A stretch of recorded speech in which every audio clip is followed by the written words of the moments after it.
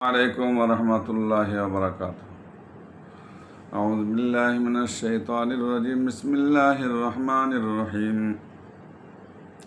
اللهم صل على سيدنا ونبينا وشفيعنا وحبيبنا مولانا محمد وعلى آله وأصحابه وبارك وسلم. আলহামদুলিল্লাহ, সমস্ত তারিফ ও প্রশংসা সেই মহান আল্লাহ তাআলার জন্য। তারপরে আল্লাহ তাআলা যে নবীজির ওসিলায় আমাদেরকে এ বিশ্ব জগতে পাঠিয়েছেন, সে নবীজির ওপরে শত কোটি দরুদ ও সালাম বর্ষিত হোক। সকলে বলেন যে আল্লাহুম্মা আমিন। সাল্লাল্লাহু আলাইহি ওয়াসাল্লাম। অন্যান্য নবী আলাইহিস সালাম গণের আমাদের নবীজির উম্মত হওয়ার জন্য দোয়া করেছিলেন। আমরা দোয়া না করলেও তিনি আমাদেরকে মেহেরবানি করে এ নবীজির উম্মত করে পাঠিয়েছেন, সেজন্য আল্লাহর কাছে শুকরিয়া আদায় করি। বলেন আলহামদুলিল্লাহ।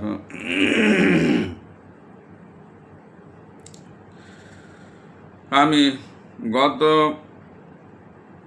পর্বে হযরত নবী করিম সাল্লাল্লাহু আলাইহি ওয়াসাল্লামের পর্ব 34 শেষ করেছি। আজকে 35 পর্ব শুরু করব।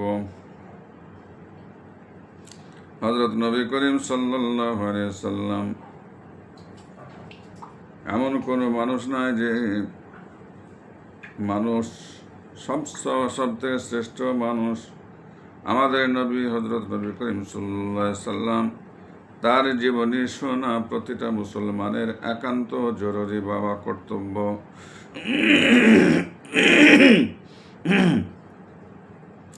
তার জীবনী আলোচনা করা যা, তার জীবনী শোনা, সেখানে আল্লাহর রহমত বর্ষণ হয়,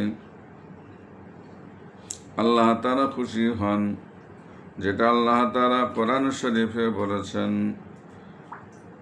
22 পারায়, ইন্নাল্লাহা ওয়া মালাইকাতাহু ইউসাল্লুনা আলান নবী। নিশ্চয় আমি আল্লাহ তাআলা এবং আমার মালায়েকা ফেরেশতারা ইউসাল্লুনা দরুদ শরীফ আলান নবী, আমার নবীর উপরে দরুদ শরীফ আমিও আমার ফেরেশতারা পড়ে। ইয়া আইয়ুহাল্লাযীনা আমানু, হে আমার ঈমানদার বান্দা বান্দি, তোমরাও আমার নবীর উপরে দরুদ ও সালাম পড়ো। এটা আল্লাহ বলেছেন।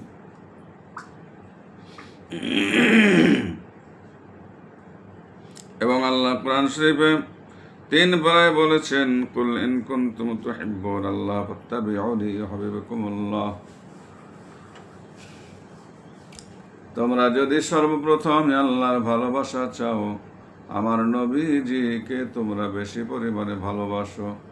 আমার নবীজিকে যদি ভালোবাসো, তাহলে তোমাদের আমি সমস্ত আমলে ইবাদত কবুল করব, তোমাদের গুনাহ খাতা মাফ করে দেব, এবং আমি আল্লাহর ভালোবাসাও তোমরা পাবে। নচেত তোমরা আমি আল্লাহর ভালোবাসা পাবে না। এই হিসাবে নবীজি করিম সাল্লাল্লাহু আলাইহি সাল্লামের জীবনের প্রতিটা মুহূর্ত আমাদের জানা দরকার। এক একটা জীবনে এক এক রকম আলোচনা করেছে। নবীজির জীবনে আলোচনা করে কেউ শেষ করতে পারবে না। তো যাই হোক, আমি কাসাসুল আম্বিয়া এই গ্রন্থ থেকে নবীজি করিম সাল্লাল্লাহু আলাইহি সাল্লামের জীবনের দেখে আমি আলোচনা করছি, যেন ভুল ভ্রান্তি না হয়।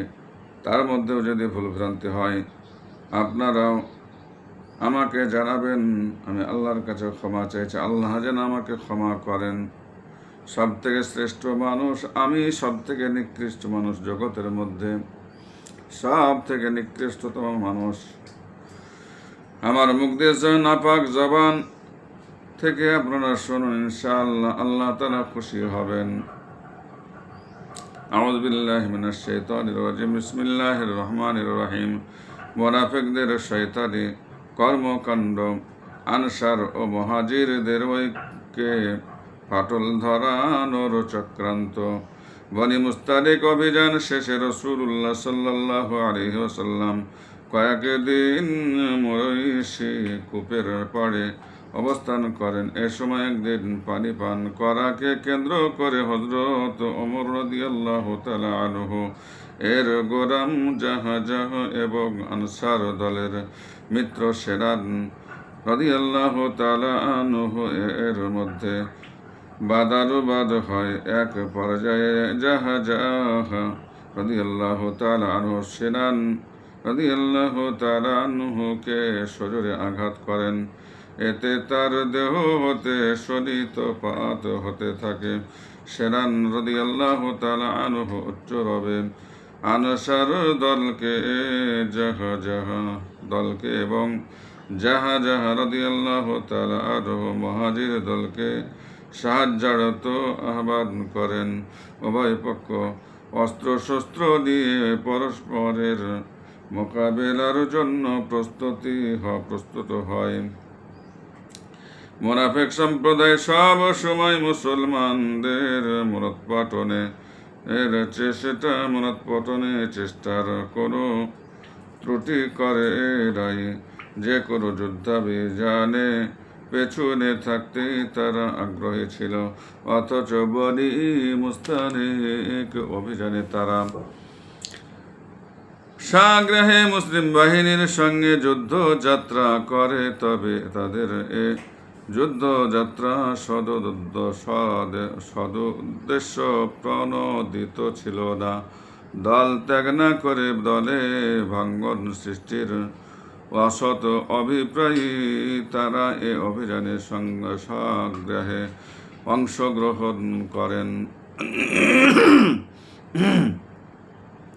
অংশগ্রহণ করেছিল।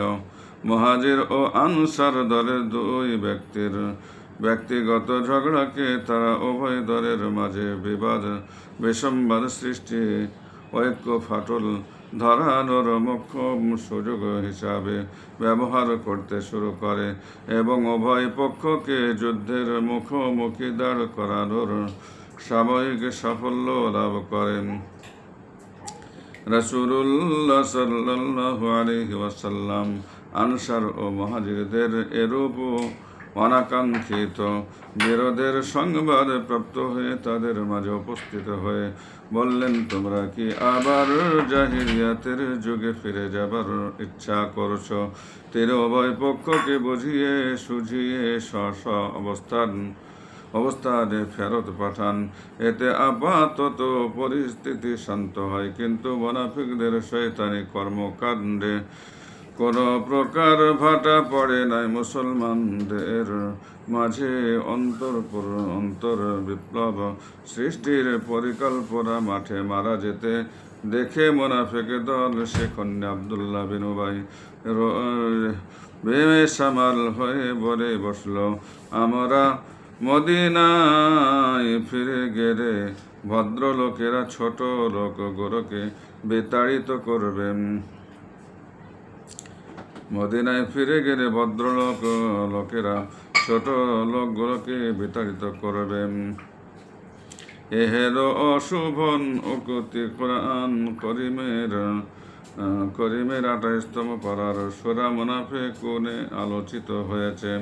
ইহুদি পৌত্তলিক মুনাফিক এবং কুরাইশদের সম্মিলিত শক্তির মদিনা আক্রমণের দুরাশায় আশঙ্কিত হয়ে মুনাফিক আব্দুল্লাহ বিন উবাই এরূপ ধৃষ্টতাপূর্ণ উক্তি করতে সাহসী হয়েছিল।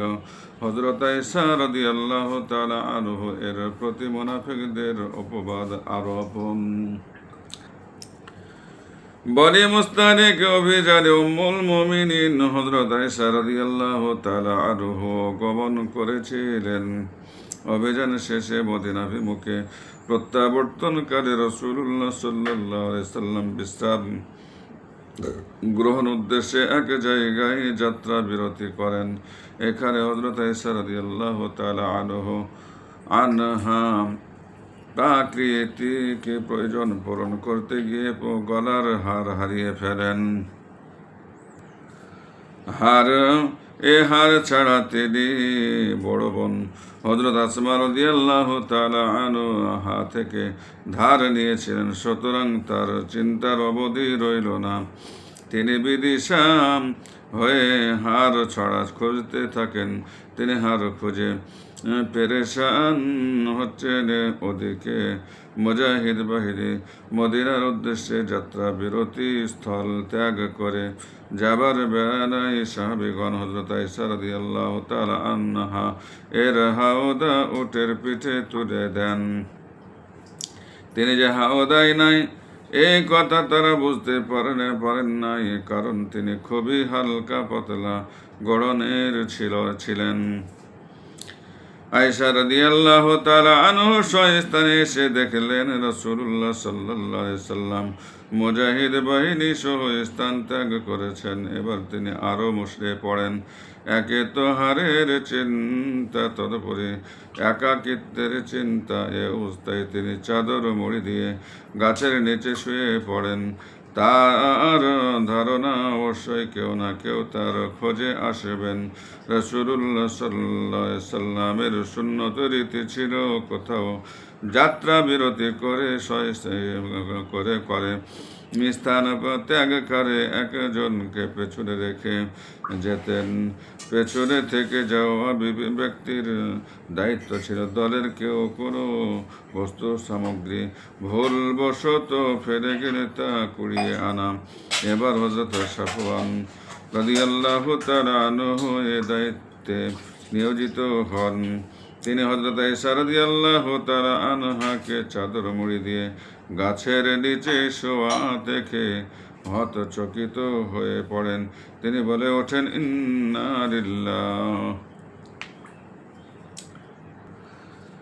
হযরত আয়েশা রাদিয়াল্লাহু তাআলা আনহা হযরত সাফওয়ান রাদিয়াল্লাহু তাআলা আনহুর গলার আওয়াজ পেয়ে আরো ভালো করে চেহারা ঢেকে দেন। তিনি তার বাহন উট এনে সেটিকে বসিয়ে দিয়ে একদিকে সরে দাঁড়ান এবং আয়েশা রাদিয়াল্লাহু তাআলা আনহা উটে আরোহণ করেন।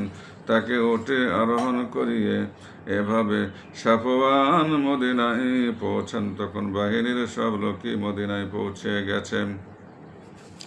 এই ঘটনাকে মুনাফিক আব্দুল্লাহ বিন উবাই ও তার সহচর সতীর্থরা রাসূলুল্লাহ সাল্লাল্লাহু আলাইহি ওয়াসাল্লাম এবং মুসলমানদেরকে মানসিক কষ্টের দুগ্ধীভূত করার এক মোক্ষম অস্ত্র রূপে লুফে নেয়। তারা হযরত সাফওয়ান রাদিয়াল্লাহু তাআলা আনহুকে জড়িয়ে হযরত আয়েশা রাদিয়াল্লাহু তাআলা আনহা এর চারিত্রিক দুর্নাম রটাতে শুরু করে। মুনাফিকদের অপপ্রচারে মুসলমানগণ এবং স্বয়ং রাসূলুল্লাহ সাল্লাল্লাহু আলাইহি সাল্লাম মানসিক কষ্টে দুগ্ধীভূত হতে থাকেন। এমনকি কতিপয় সরল প্রাণ সাহাবীও আব্দুল্লাহ বিন উবাই এবং তার সতীর্থদের মিথ্যা অপপ্রচার প্রগান্ডার শিকার হয়ে পড়েন। হযরত আয়েশা রাদিয়াল্লাহু তাআলা আনহা এর অপর চারিত্রিক অপবাদ আরোপের 50 দিন পর মুনাফিকদের প্রতারণা, মিথ্যা প্রতিপাদন এবং হযরত আয়েশা রাদিয়াল্লাহু তাআলা আনহা এর নির্দোষিতা ঘোষণা পূর্বক কোরআনের আয়াত নাজিল হয়। সাথে সাথে যারা এই মিথ্যা প্রপাগান্ডা করেছিল তাদেরকে 80 বেত্রাঘাতের শাস্তি প্রদান করা হয়। এভাবে হযরত আয়েশা রাদিয়াল্লাহু তাআলা আনহা এর ওপর চারিত্রিক অপবাদের ঘটনাকে কেন্দ্র করে চিরকালের জন্য সতী সাধ্বী নারীকুলের সামাজিক মান সম্ভ্রম সুরক্ষার কার্যকর ব্যবস্থা গৃহীত হয়, যাতে ভবিষ্যতে এমন অপকর্ম সংগঠনের সাহস কেউ না করে। এমনকি সতী সাধ্বী নারীদের চারিত্রিক দুর্নাম রটনাকারীদের প্রতি দুনিয়া আখিরাতে লানত বর্ষণ করে কোরআন কারিমে আয়াত নাজিল হয়। কোরআন কারিমের 18তম পারায় সূরা নূরে হযরত আয়েশার বিরুদ্ধে চারিত্রিক দুর্নাম রটনা সম্পর্কে আলোচিত। আলোচিত হয়েছে কোরআনে সতীসাধ্বী নারীর চরিত্র জেনার মিথ্যা অপবাদ আরোপকে ইফক বলা হয়েছে। এর অর্থ অপবাদ দেওয়া। সাধারণে এটা ইফকের ঘটনা বলে অভিহিত হয়ে থাকে। তায়াম্মুমের আয়াত নাজিল। তায়াম্মুমের আয়াত নাজিল পানি পাওয়া না গেলে অথবা পানি ব্যবহারে রোগ বৃদ্ধি বা জীবনহানির আশঙ্কা থাকলে মাটি জাতীয় দ্রব্য দ্বারা শরীয়তের বিধান মোতাবেক পবিত্রতা অর্জনকে পরিভাষায় তায়াম্মুম বলে। হযরত আয়েশা রাদিয়াল্লাহু তাআলা আনহাকে কেন্দ্র করে মুসলমানগণ তায়াম্মুমের সুবিধা সম্বলিত বিধান লাভ করেন। হাদিসে বেত্তা হযরত ইবনে হাজার আসকালানী রাহমাতুল্লাহ আলাইহি এর মতে বলি, মুস্তালিক অভিযান থেকে ফেরার পথে হযরত আয়েশা রাদিয়াল্লাহু তাআলা আনহাকে কেন্দ্র করে তায়াম্মুমের বিধান সম্বলিত আয়াত নাজিল হয়েছে। কেউ কেউ অবশ্যই এই মত সমর্থন করেন না, তবে সবাই হারিয়ে যাবার ঘটনা উল্লেখ করেছেন। তারা বলেন তলাশে বিলম্ব হয়ে যাওয়ায় রাসূলুল্লাহ সাল্লাল্লাহু আলাইহি সাল্লাম মুজাহিদ বাহিনীকে নিয়ে অকুস্তাল ত্যাগ করতে পারেন নাই, বাধ্য হয়ে তাকে সেখানে রাত যাপন করতে হয়। স্থানের আশেপাশে কোথাও পানি ছিল না। ওদিকে সাহাবায়ে কেরামের কারো কারো গোসলের প্রয়োজন হয়ে পড়ে, অথচ অজু গোসল কোনোটার জন্যই পানির ব্যবস্থা নাই। এতে হযরত আবু বকর রাদিয়াল্লাহু তাআলা আনহু হযরত আয়েশা রাদিয়াল্লাহু তাআলা আনহা এর ওপর খুবই রাগান্বিত হন এবং তাকে প্রহার করতে শুরু করেন। তিনি হযরত আয়েশা রাদিয়াল্লাহু তাআলা আনহা এর উদ্দেশ্যে বললেন, প্রত্যেক সফরে একটা না একটা দুর্ঘটনা ঘটিয়ে তুমি সঙ্গী সকলের বিপদ মুসিবতের কারণ হয়ে দাঁড়াও। এবার তুমি রাসূলুল্লাহ সাল্লাল্লাহু আলাইহি সাল্লাম ও মুসলমানদেরকে এমন এক জায়গায় আবদ্ধ করেছ যার আশেপাশে কোথাও পানির কোনো ব্যবস্থা নাই। হযরত আয়েশা রাদিয়াল্লাহু তাআলা আনহা বলেন, হযরত আবু বকর রাদিয়াল্লাহু তাআলা আনহু এর প্রহারে আমি খুব ব্যথা পাচ্ছিলাম, কিন্তু নড়াচড়া করতে পারছিলাম না, কেননা এ সময় রাসূলুল্লাহ সাল্লাল্লাহু আলাইহি সাল্লাম আমার অরুর ওপর মাথা স্থাপন করে নিদ্রামগ্ন ছিলেন। প্রভাতের রশ্মি চতুর্দিকে প্রসারমান হলে তার নিদ্রাভঙ্গ হয় এবং আমি সব ঘটনা খুলে বলি। তখন তায়াম্মুমের বিধান সম্বলিত আয়াত নাজিল হয়। কোরআন কারীমের পঞ্চম পারার সূরা নিসায় এবং ষষ্ঠ পারার সূরা মায়েদায় তায়াম্মুমের বিধান সম্পর্কিত আলোচনা স্থান পেয়েছে। এভাবে উম্মুল মুমিনিন আয়েশা রাদিয়াল্লাহু তাআলা আনহা এর কল্যাণে মুসলমানরা প্রয়োজনে অজুর বিকল্প হিসাবে চিরকালের জন্য তায়াম্মুমের সুবিধা লাভ করে। তায়াম্মুমের বিধান সম্বলিত আয়াত নাজিল হবার পর সাহাবী হযরত উসাইদ বিন হুযাইর রাদিয়াল্লাহু তাআলা আনহু হযরত আয়েশা রাদিয়াল্লাহু তাআলা আনহাকে উদ্দেশ্য করে বলেন, হে আবু বকর তনয়া, আল্লাহ তাআলা আপনাকে উত্তম পুরস্কারে ভূষিত করুন। আপনার ওপর যে কোনো মুসিবতই আপতিত হোক না কেন, আল্লাহ তাআলা আপনার নিষ্কৃতির ব্যবস্থা করেন এবং তা মুসলমানদের জন্য মহা কল্যাণ বয়ে আনেন।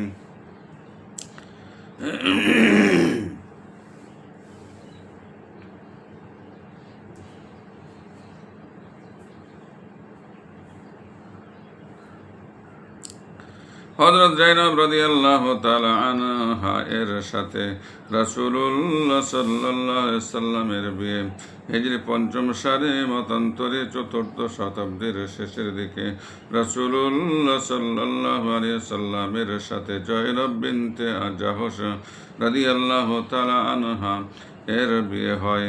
তার পূর্বে নাম বাররা। রাসূলুল্লাহ সাল্লাল্লাহু আলাইহি সাল্লাম তার নাম পরিবর্তন করে জয়নব রাখেন। হযরত জয়নব রাদিয়াল্লাহু তাআলা আনহা কুরাইশ বংশের হাশেমি শাখা গোত্র সম্ভূত এক সুন্দরী রূপবতী রমণী ছিলেন। তার প্রথম বিয়ে হযরত যায়েদ বিন হারিসা রাদিয়াল্লাহু তাআলা আনহু এর সাথে হয়। এ বিয়েতে রাসূলুল্লাহ সাল্লাল্লাহু আলাইহি সাল্লামের সম্মতি ছিল। তার ইচ্ছা অনুপাতে এ বিয়ে অনুষ্ঠিত হয়। এ বিয়ে ছিল আরবে প্রচলিত জাহেরি সমাজ ব্যবস্থার দুর্গে কঠোর আঘাত। কেননা জাহেলিয়া যুগের আরবে যা জাতপাত বিচার বিবেচনা ছিল খুবই প্রকট। আশরাফ আতরাফের মাঝে বিয়ে শাদীর প্রচলন ছিল না। এদের মাঝে বিরাজমান ব্যবধানের প্রাচীর ছিল দুর্লঙ্ঘ। রাসূলুল্লাহ সাল্লাল্লাহু আলাইহি ওয়াসাল্লামের একান্ত ইচ্ছা ছিল অভিজাত হাশেমি বংশসম্ভূত কন্যা আর গোলাম শ্রেণীর মধ্যে বৈবাহিক সম্পর্ক স্থাপনের মাধ্যমে জাহিলিয়াত যুগে প্রচলিত জাতপাত বিচারের দুর্গে আঘাত হানা। কিন্তু উদ্দেশ্য মহৎ হলেও পরবর্তী ঘটনাবলিতে বিয়ে সুখকর বলে প্রমাণিত হয় নাই। স্বামী স্ত্রী যুগলের মনের অমিল দাসপত্য জীবন চরম অসুখী করে তোলে। এক পর্যায়ে হযরত যায়েদ বিন হারিসা রাদিয়াল্লাহু তাআলা আনহু হযরত জাইনবকে রাদিয়াল্লাহু তাআলাকে তালাক দেন। তখন রাসূলুল্লাহ সাল্লাল্লাহু আলাইহি সাল্লাম তাকে বিয়ে করেন। এ বিয়ের কল্যাণে জাহেলিয়াত যুগে প্রচলিত আরেকটি সমাজ প্রথার মূলোচ্ছেদ হয়। তা হচ্ছে জাহিলিয়া সমাজে মুখবরাব পুত্রকেও ঔরসজাত পুত্রের মর্যাদা দেওয়া হতো। এ পুত্রবধূকে বিয়ে করা মুখবরা বাপের জন্য কোনো ক্রমে বৈধ ভাবা হতো না। হযরত যায়েদ বিন হারিসা রাসূলুল্লাহ সাল্লাল্লাহু আলাইহি সাল্লামের মুখবরা পুত্র ছিলেন। তাকে মুহাম্মদ বিন যায়েদ বলা হতো। তিনি হযরত জয়নব বিনতে জাহশ রাদিয়াল্লাহু তাআলা আনহাকে তালাক দেওয়ার পর রাসূলুল্লাহ সাল্লাল্লাহু আলাইহি ওয়াসাল্লাম তাকে বিয়ে করলে কাফেররা ব্যঙ্গ বিদ্রূপ ও বিরূপ সমালোচনায় মেতে ওঠে। তাদের ধারণা মতে রাসূলুল্লাহ সাল্লাল্লাহু আলাইহি ওয়াসাল্লাম পুত্রের পরিত্যক্ত বধূকে বিয়ে করেছেন। তখন আল্লাহ ওহী নাযিল করে এ ভিত্তিহীন ধারণা ও সমাজ প্রথার মূলোৎপাটন করেন। আল্লাহ তাআলা ইরশাদ করেন, মা কানা মুহাম্মাদুন আবা আহাদিম মির রিজালিকুম ওয়ালাকিন রাসূলুল্লাহি ওয়া খাতামান নবিয়্যিন। অর্থ, মুহাম্মদ তোমাদের মধ্যকার পুরুষদের কারো পিতা নন, কিন্তু তিনি আল্লাহর রাসূল ও শেষ নবী সাল্লাল্লাহু আলাইহি সাল্লাম। এ আয়াতের শিক্ষা হচ্ছে এর পরে আর কোনো নবী রাসূল আসবেন না। তাই প্রচলিত সামাজিক কুপ্রথা সব তার মাধ্যমেই উচ্ছেদ হতে হবে। আর মুখবরা পুত্রবধূকে বিয়ে করা যাবে না, এটা সামাজিক কুপ্রথা। এরও মূলোৎপাটিত হওয়া উচিত। আল্লাহ তার আখেরি রাসূলের মাধ্যমে অনধিকারের জন্য সে ব্যবস্থায় গ্রহণ করেছেন। পর্দার বিধান প্রাক ইসলাম যুগে আরবের কোত্রাপি নারী কুলের পর্দার ব্যবস্থা ছিল না। তারা খোলা মেলা যত্র তত্র করে বেড়াত। অনেক সময় সাজসজ্জা করে রূপ সৌন্দর্য প্রদর্শনীর উদ্দেশ্যেও ঘরে ঘুরে বেড়ানো হতো। একে তো জাহিলিয়াত যুগে নারীর মান মর্যাদা অধিকার ছিল শূন্যের কোঠায়। নারী অধিকার বলতে কিছুই ছিল না, ছিল না নিরাপত্তা ও ইসলামী সর্বপ্রথম নারীর অধিকার তার মান সম্ভ্রম রক্ষায় এগিয়ে আসে এবং রক্ষা কবচ হিসাবে পর্দার বিধান পরিবর্তন করে। হযরত যায়েনব বিনতে জাহশ রাদিয়াল্লাহু তাআলা আনহা এর সঙ্গে রাসূলুল্লাহ সাল্লাল্লাহু আলাইহি সাল্লামের বৈবাহিক সম্পর্ক স্থাপিত হবার পরে পর্দার বিধান সম্বলিত আয়াত নাজিল হয়। এই বিয়ের পর রাসূলুল্লাহ সাল্লাল্লাহু আলাইহি সাল্লাম যথাসাধ্য অলিমার আয়োজন করে সাহাবায়ে কেরামকে নৈশ ভোজে আপ্যায়ন করেন। এ অলিমায় বা বকরি জবাই করা হয়, যা অন্য কোনো স্ত্রীর বিয়েতে হয় নাই। খাওয়া দাওয়া শেষে মেহমানদের সকলেই চলে যান, কিন্তু কয়েকজন বসে মন লাগিয়ে গল্প জুড়ে দেন। হযরত যায়েনব রাদিয়াল্লাহু তাআলা আনহা দেয়ালের দিকে মুখ করে বসে থাকেন। রাসূলুল্লাহ সাল্লাল্লাহু আলাইহি সাল্লাম অন্য স্ত্রীদের ঘরে গিয়ে তাদের সাথে সালাম শুভেচ্ছা বিনিময় করে আসেন। এসে দেখেন গল্প প্রবৃত্ত লোক কয়েকজন তখনও বসে আছেন। গৃহস্বামী হিসেবে রাসূলুল্লাহ সাল্লাল্লাহু আলাইহি সাল্লাম তাদেরকে কিছু বলতেও লজ্জা পাচ্ছিলেন। তিনি আবার বাইরে গিয়ে কিছুক্ষণ ঘুরে ফিরে আসেন, কিন্তু তখনও লোক কয়েকজন বিদায় হন নাই। এ সময় পর্দার বিধান সম্বলিত নিম্নোক্ত আয়াত নাজিল হয়।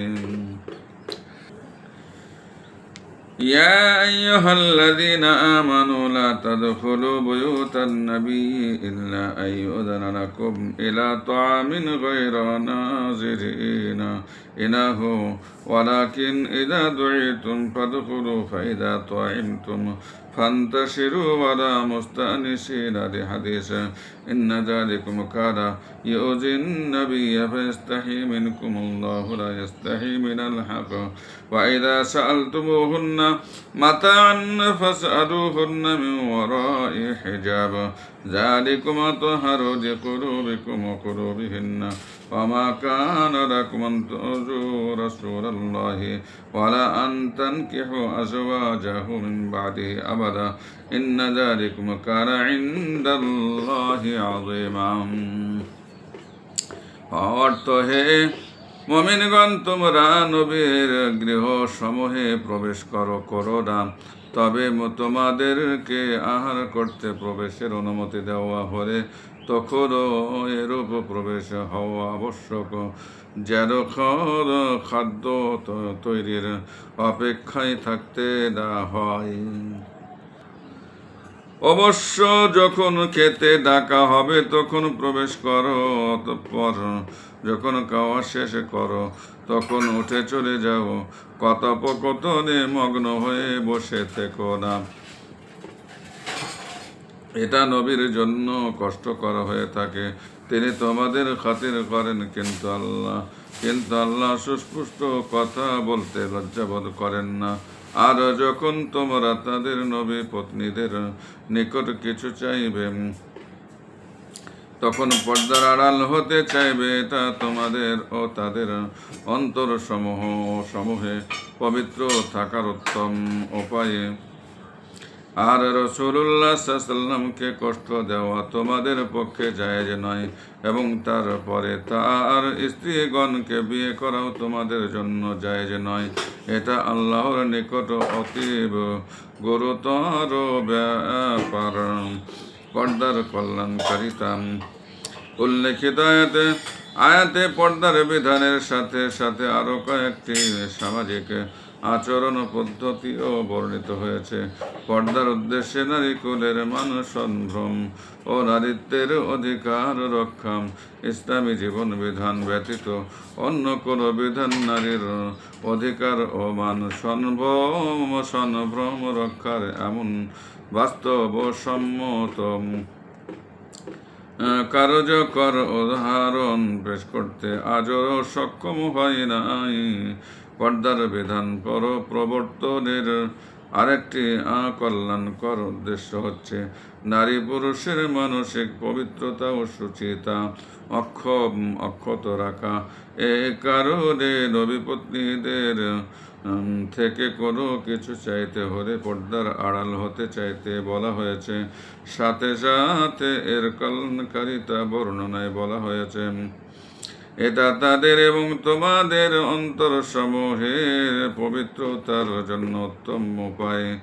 এখন স্বভাবতই মনে প্রশ্ন জাগে, সাহাবায়ে কেরাম মুসলিম জাতির শ্রেষ্ঠ সন্তান, শুধু তাই নয়, জগতের প্রথম মানব হতে শুরু করে কিয়ামত সংঘটিত হওয়ার মাধ্যমে মানব গোষ্ঠী বিলুপ্ত হওয়া পর্যন্ত সাহাবায়ে কেরামই শ্রেষ্ঠ মানব সমাজ। সুবহানাল্লাহ।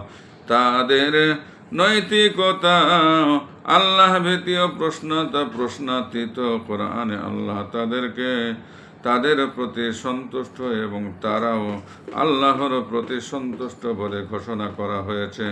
এ বিধানের সম্মোধিত অন্য পক্ষ হচ্ছে মানব জাতির শ্রেষ্ঠ নারীগণ, যাদেরকে আল্লাহ তাআলা তার সর্বশ্রেষ্ঠ রাসূলের স্ত্রী রূপে নির্বাচন করেছেন, যাদেরকে মুমিন জননী অভিধায় অভিহিত করা হয়েছে। রাসূলের পরেও যাদের সাথে বৈবাহিক সম্বন্ধে আবদ্ধ হওয়া উম্মতের জন্য জায়েজ নয়, তাদের সঙ্গে যখন পর্দা করার আবশ্যকতা কঠোর ভাষায় বিবৃত হয়েছে, তখন অন্যদের বেলায় এ বিধান কত বেশি জরুরি তা বুঝতে ঘটে খুব একটা বেশি বুদ্ধির থাকার প্রয়োজন পড়ে না, যদি নিয়ত ভালো থাকে এবং আল্লাহর বিধান পালন করে তার সন্তুষ্টি অর্জন উদ্দেশ্য হয়। আলোচ্য আয়াতে পর্দার বিধানের সাথে সাথে আরো কয়েকটি সামাজিক বিধান প্রসঙ্গক্রমে আলোচিত হয়েছে। তার প্রথমটি হচ্ছে কারো গৃহে প্রবেশ করতে গৃহস্বামী বা গৃহবাসীর অনুমতি গ্রহণ। আর এ প্রবেশ যদি খেতে যাওয়া উদ্দেশ্য হয়, তবে এমনভাবে প্রবেশ করবে যেন খাদ্য তৈরি হবার অপেক্ষায় বসে থাকতে না হয়। সর্বশেষ বলা হয়েছে খাওয়া শেষে অভ্যাগতরা অনতি বিলম্বে স্থান ত্যাগ করবে, গল্প জুড়ে দিয়ে বসে থাকবে না, কেননা এতে গৃহস্বামীর কষ্ট হয়। অনাত্মীয় লোকদের বর্তমানে গৃহবন্তরে মেয়ে মোহরের চলাফেরায় অসুবিধা সৃষ্টি হয়। সামাজিকতা আর ভদ্রতার খাতিরে মুমিনদেরকে রেখে মেহমানদেরকে রেখে গৃহস্বামী অন্য কোনো জরুরি কাজে মনোযোগী হতে পারেন না। এসব সামাজিক বিধানগুলো আলোচিত হয়েছে কোরআন কারিমের 22তম পারায় সূরা আহজাবে। পর্দার বিধান সম্পর্কে ব্যাপক আলোচনা হয়েছে। সুতরাং ইসলামের পর্দা প্রথা হেরা ফেলার বিশেষ বিষয় নয়, আবেগ তাড়িত হয়ে ভাববার বিষয়ও নয়। নিরাসক্ত মনে কি একটু চিন্তা ভাবনা করলে বর্তমান সমাজে ক্রমবর্ধমান নারী নির্যাতন পর্দাহীনতার সুকুফল বলেই স্পষ্ট প্রতিভাত হবে। সকলকে এও ভাবতে হবে, পর্দার সাথে শুধু নারীর নিরাপত্তাই নয়, বরং ভাবি মানব প্রজন্মের স্থায়িত্ব স্থিতির গুরুতর বিষয়ও জড়িত। মদিনা আক্রমণের বিপুল আয়োজন, ইহুদিদের ষড়যন্ত্র। উহুদ যুদ্ধের আগে পর্যন্ত কাফেররা, বিশেষত কুরাইশ বাহিনী একা শক্তির ওপর ভর করেই রণাঙ্গনে মুসলমানদের মুখোমুখি হয়েছে। উহুদ যুদ্ধ তাদেরকে নতুনভাবে ভাবিত করে।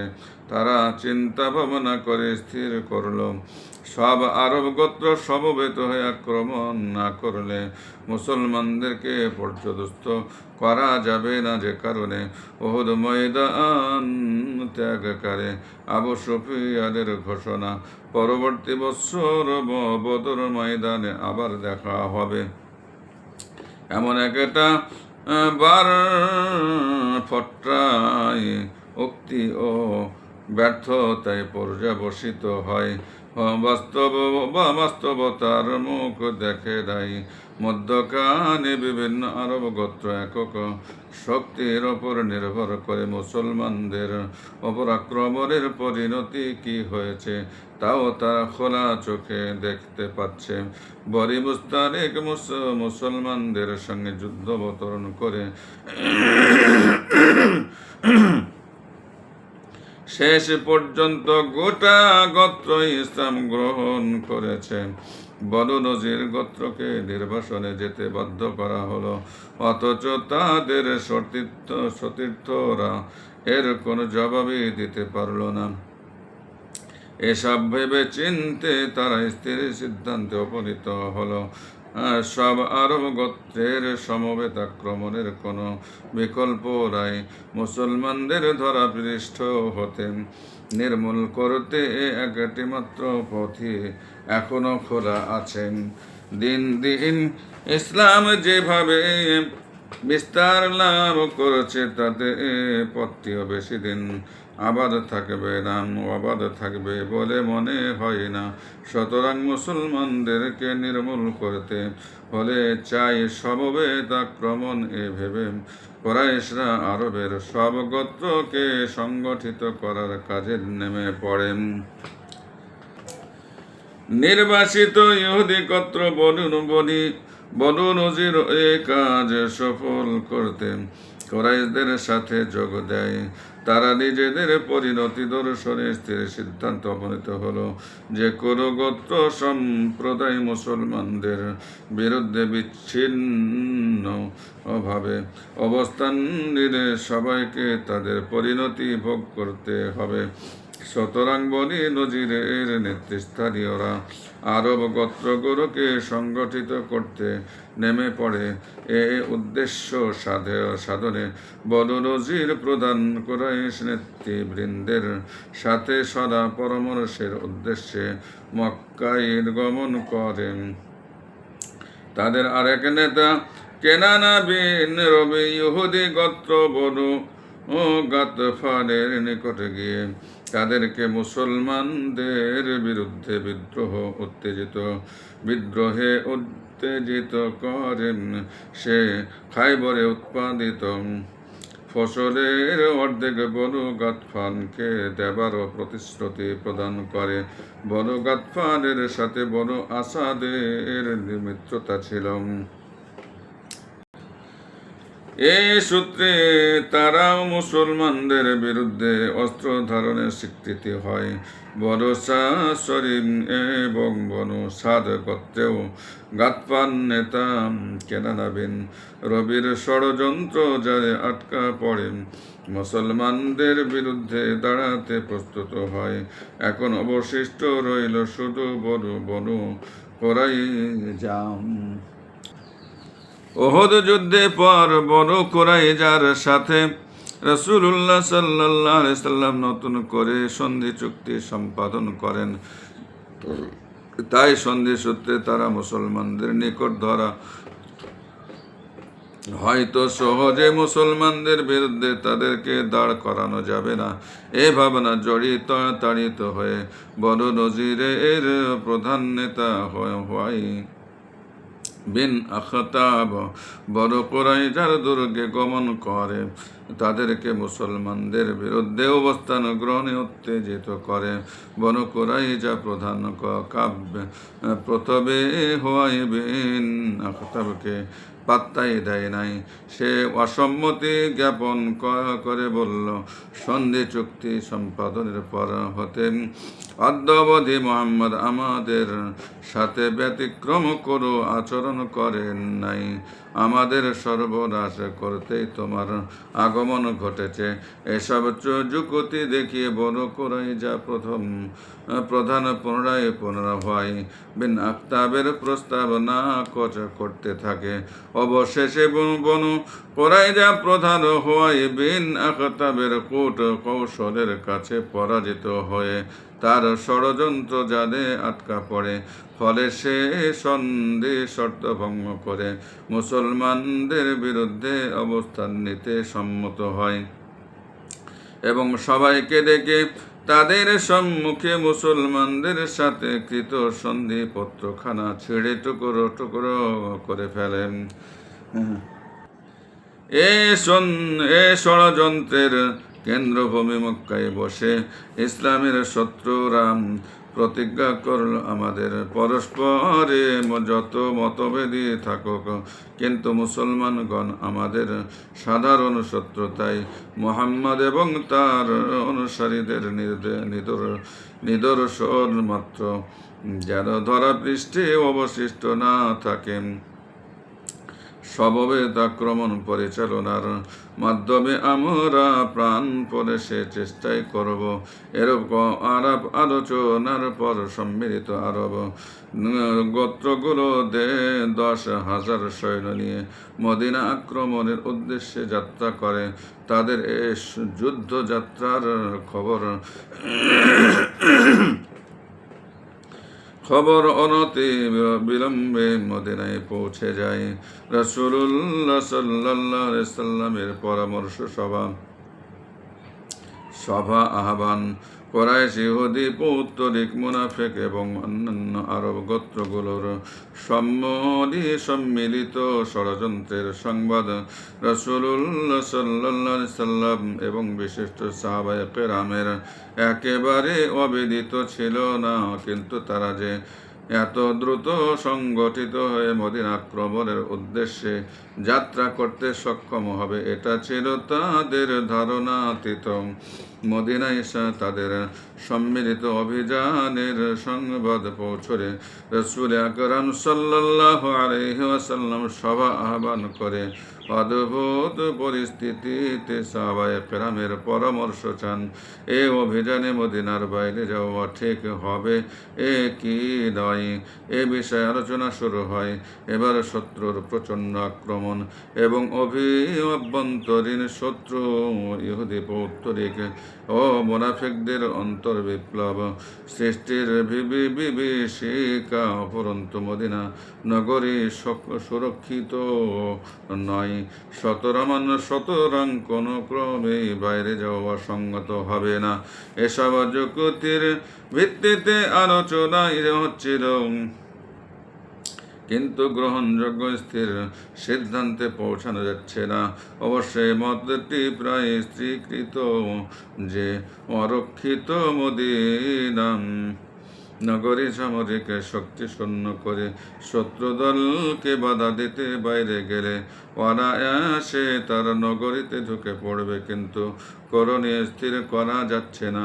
এ সময় হযরত সালমান ফারিসি রাদিয়াল্লাহু তাআলা আনহু পরামর্শ স্বরূপ বললেন, পারস্যে মাঝে মাঝে আমাদের এরূপ বিপুল বাহিনী কর্তৃক আক্রান্ত হতে হতো। এরূপ অবস্থার সম্মুখীন হলে আমরা নগর রক্ষার্থে চতুর্দিকে পরিখা খনন করতাম। এতে শত্রু পক্ষ নগরীতে প্রবেশ করা একেবারে দুঃসাধ্য না হলেও অন্তত আয়াসাধ্য ব্যাপার থাকে না। বিরাজমান পরিস্থিতিতে হযরত সালমান ফারিসি রাদিয়াল্লাহু তাআলা আনহু এর পরামর্শ মোতাবেক পরিখা খননী সঙ্গত বলে সর্বসম্মতিক্রমে সিদ্ধান্ত গৃহীত হয়। পরীক্ষা খননের সিদ্ধান্ত, সুতরাং পরামর্শ সবাই স্থির হবার পর কোনো প্রকার কাল বিলম্ব না করে সাহাবায়ে কেরাম পরীক্ষা খননে প্রবৃত্ত হন। মুনাফিক ব্যতীত গোত্র গোষ্ঠী নির্বিশেষে মুসলমান মাত্রই ক্ষতি পিপাসা সব কষ্ট ক্লেশে হাসি মুখে বরণ করে। যাই হোক, এখানে আজকে শেষ করলাম 35 পর্ব। আল্লাহ বাঁচিয়ে রাখলে, হায়াতে রাখলে 36 পর্ব কালকে শুরু করবো ইনশাআল্লাহ। আমাদের জন্য দোয়া করবেন, আমি আপনাদের জন্য দোয়া চাই। আসসালামু আলাইকুম ওয়া রাহমাতুল্লাহি ওয়া বারাকাতুহু।